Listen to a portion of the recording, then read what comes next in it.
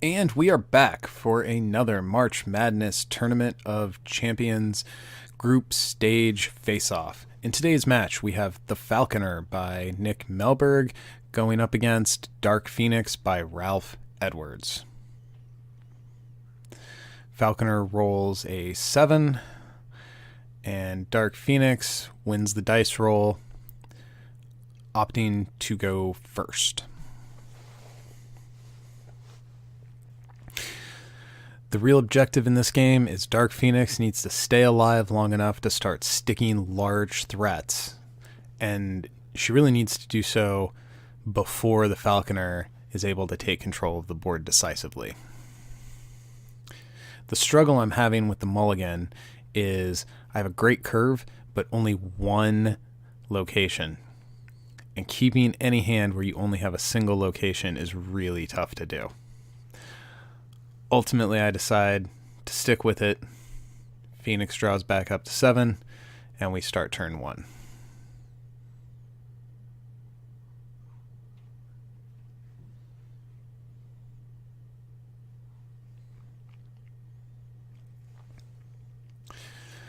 Phoenix puts Madripoor into the row for her first resource, and I somewhat timidly ask if there's going to be another resource coming from hand for ramp. Fortunately, there is not. Phoenix declares a ranged attack flying into the Falcon drone, and I equip a combo stick to bounce the attack. I felt this was necessary because I did not have a blue location available to search for another Falcon drone, and leveling fast was going to be my only way to win this matchup.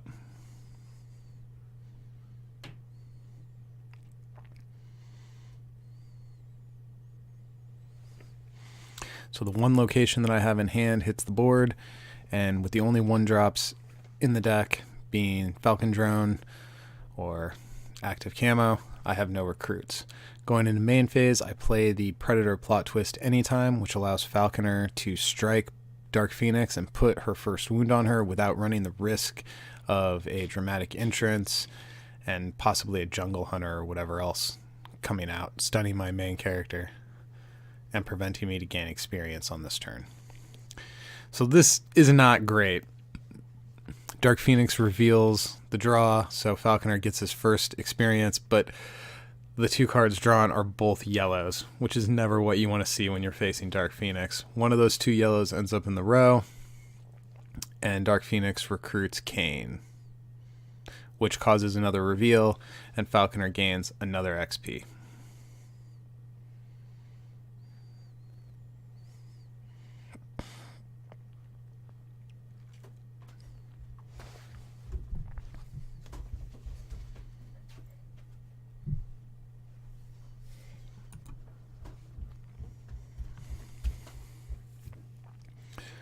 Dark Phoenix then activates what was, what is, what will be, and gets 1 basic green and something left face down. With no good attacks, turn is passed.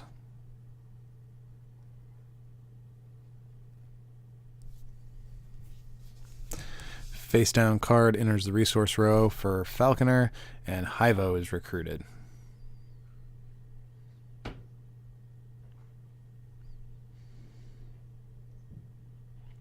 I have some debate here about how defensive I want to be with the Falcon drone, but ultimately I decide trying to play around a dramatic entrance and guaranteeing the ability to get a stun on Dark Phoenix is what needs to happen here. So I put the Falcon drone up front, turning off any dramatic entrance possibilities and wounding Phoenix a second time. Her attack value is insufficient to stun either of my characters back. Going into the next turn, Falconer levels up. Dark Phoenix draws a dramatic entrance. So now I know he's got at least 1.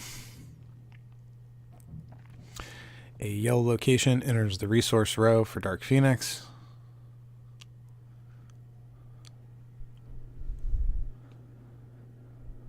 Followed by another Kane recruit. And many of the deck's biggest threats sitting right there on the top of the deck, and then shuffling them away. John got a little flustered there by seeing all the cards he wanted to draw get shuffled away. So ultimately, Kane stays in play, and a green basic location goes into Dark Phoenix's hand.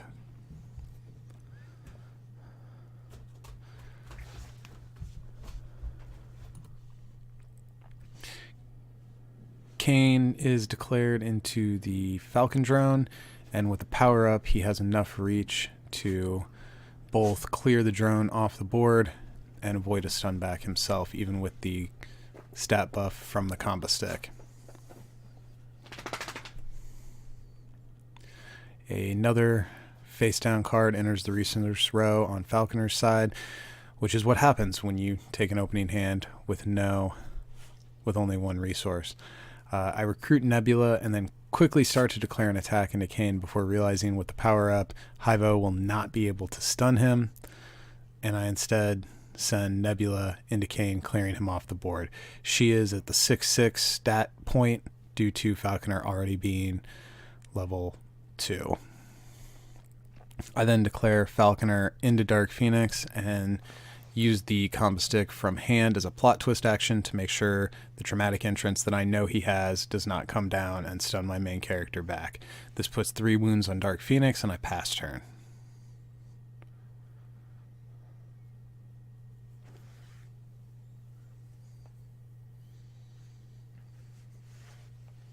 With no Falcon drone in hand, or on the board rather, Dark Phoenix is able to keep her hand to herself for the first time the whole game.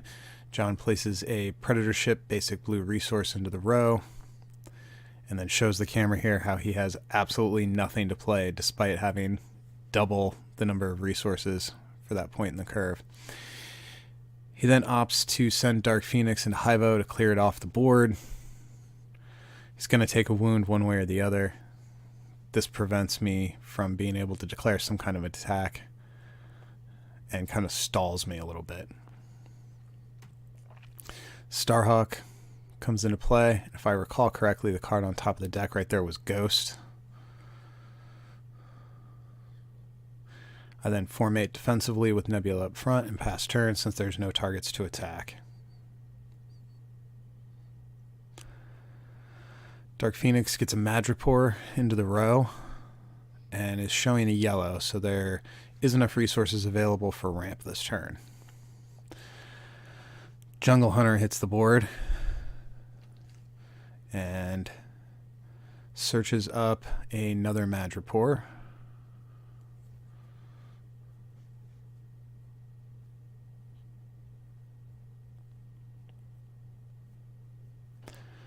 Now with both Predator Ship and Valverdin Jungle showing, the Jungle Hunter is +3 attack twice as well as invade and stealth. So an attack for 12 comes into my main character, and due to invade, the epic dual Falconer ability is useless here because Jungle Hunter cannot be struck. So Falconer eats his first wound.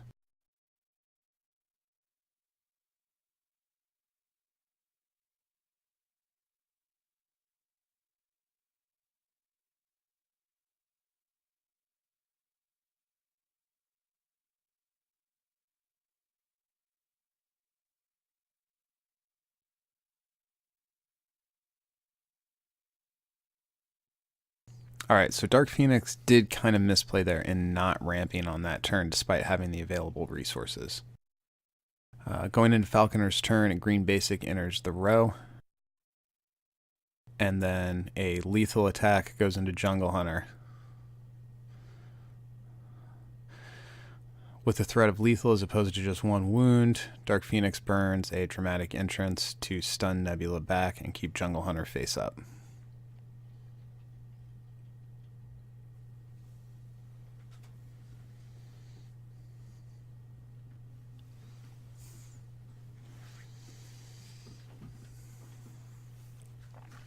Starhawk sends an attack into Dark Phoenix.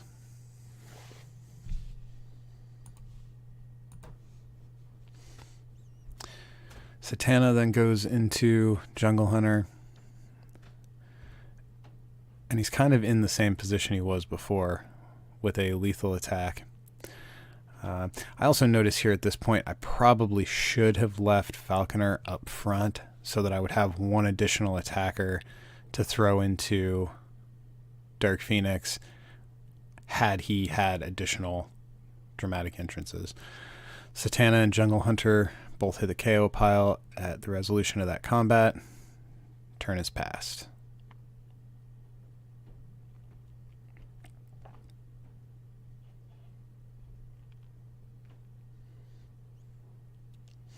With 8 resources out, Fing Fang Foom is recruited for Dark Phoenix. And he attacks the whole back row.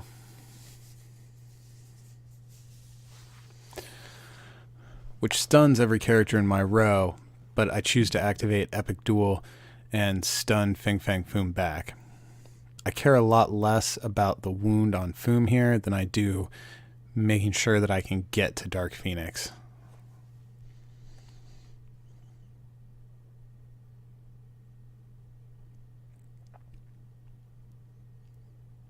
So this is an error on my part. Starhawk should have a wound here.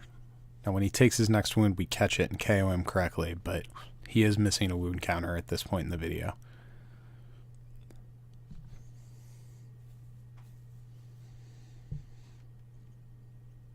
Dark Phoenix chooses to ramp as an end of turn action.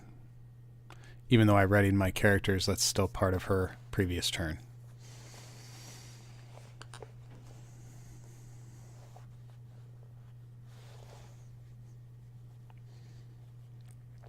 This brings the total number of resources to 14 after I play my 6th and recruit Ghost.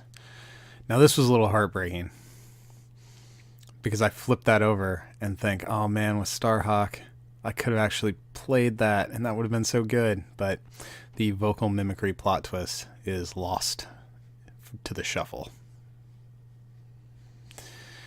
Ultimately, Ghost's search effect finds an active camo, and that is equipped to Ghost rather than putting it into my hand.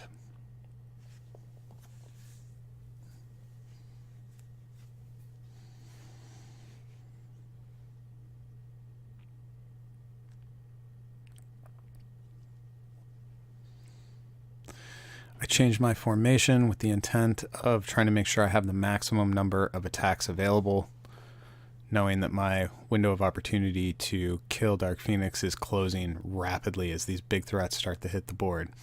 I declare Ghost into Dark Phoenix, although really, in retrospect, I should have sent Starhawk in there. If John was holding some kind of an answer, I would have much rather had Starhawk get KO'd than lose Ghost plus his active camo. Dark Phoenix's draw on this turn is a Predator team-stamped equipment, although he's not seen any Predators the whole game.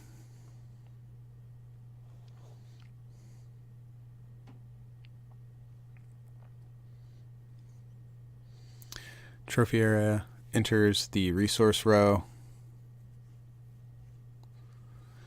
and the only card that he's able to recruit is Mantis, which is not going to be good enough to survive. Can't play the Cosmic Cube, can't play the Net Launcher or the other, and the rest is locations.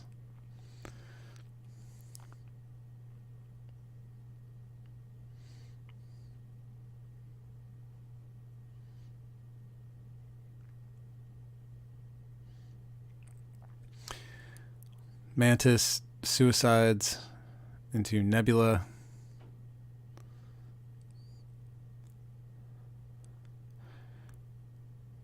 And then after some deliberation,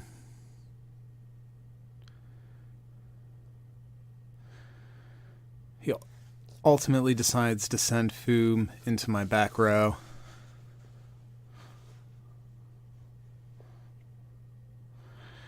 With only 12 attack, even though both characters have range, it's insufficient to stun Fing Fang Foom back. This KOs the active camo, and at this point, hey, that guy should have had a wound.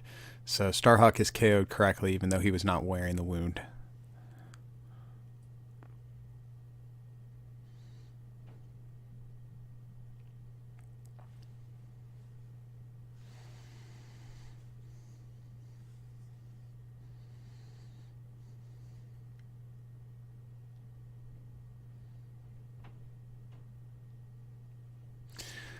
Jungle Hunter enters play, and he has stealth because a Valverd Jungle is showing. Although at this point I should have searched the deck for an additional resource. I send a stealth attack for 9 into Dark Phoenix. And that ends the game.